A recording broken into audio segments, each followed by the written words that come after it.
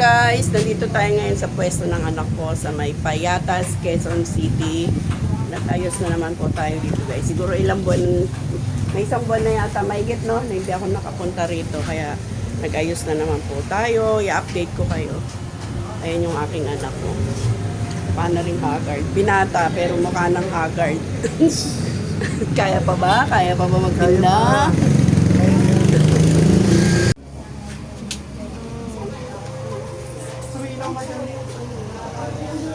Be, be, be.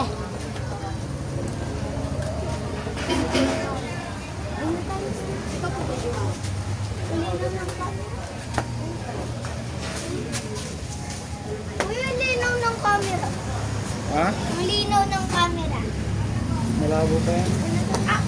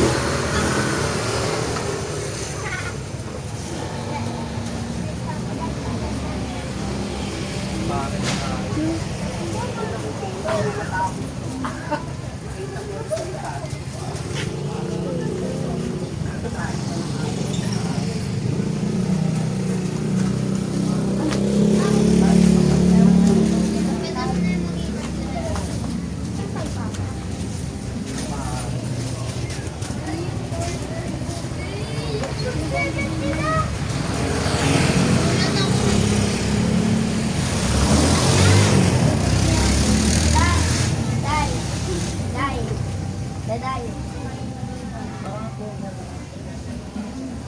Lego.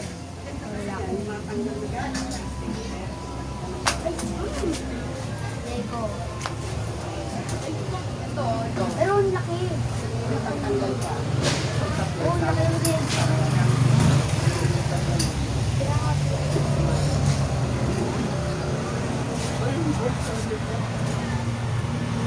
Alam mo tayo po ganito. Pera lang naman eh. Marami. Ito pa, o isama mo na dyan. Yung sa may nila.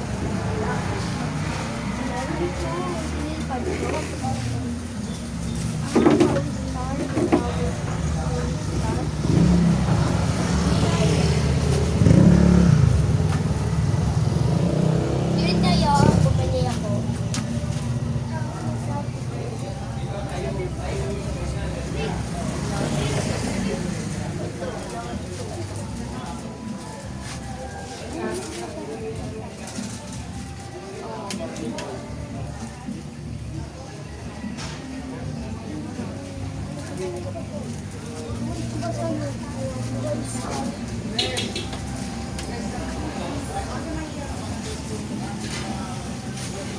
Tapos ko rin naman.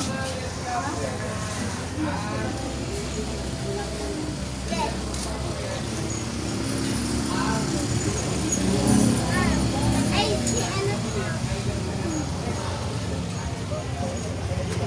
Pagsamahin mo ito dito. Kunti na lang.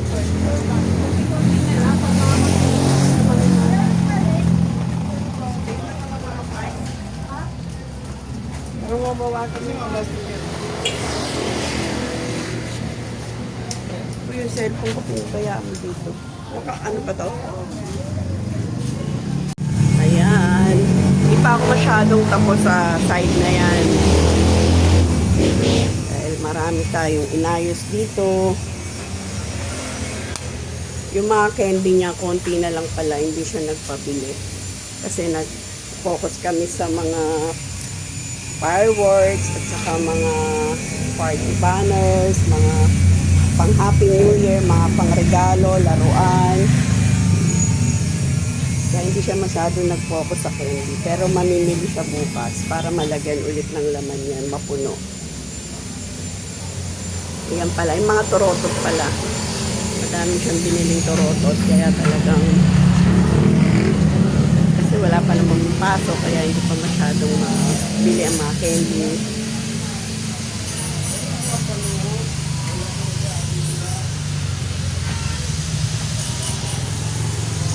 Yung mga display niya sa labas. Lahat yan ipapasok niya pag magsasarado na siya. Dami siyang sabit-sabit din, kagaya sa akin. Tayo mag-start sa labas. Ayan ang pwesto niya, guys. Malaki yung pwesto niya dito, kaya marami kang pwedeng ilagay. Mga plasticware, lalagyan, pupunuin pa rin namin to. Kasi mga pinamili namin plasticware nung unang open niya rito, naubos na agad. Plastic po kayo ng tambo. Tabo? Tambo. Ah, tambo. Okay, yung plastic na tambo, wala ka na ba? Ubus na po yung plastic na. Nagkakalap ng plastic na walis tambo na ubos na. Mga fireworks na. Meron naman siyang permit.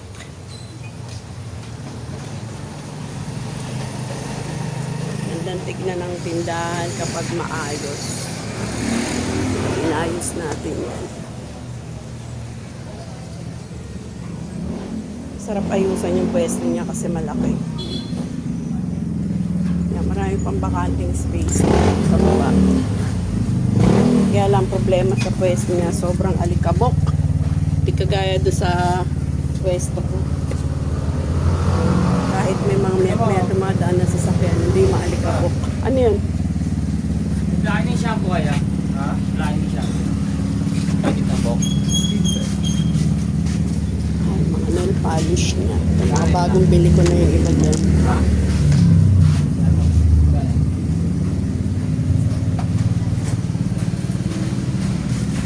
Mga clamps. Sa pwesto ko, mabilis maubos yung mga clamps ko. Sa kanya dito, hindi masyado kasi nasa loob.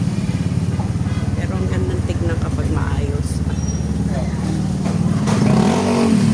Bakit? Itang utas na ng ano sa'yo.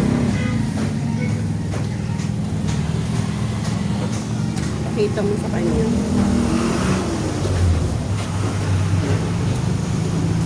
Sarap ng pwesto niya na ito kung dito sa pwesto namin, sa pinaka-branch namin. Kaya lang yung ganito kalaking pwesto doon mahal.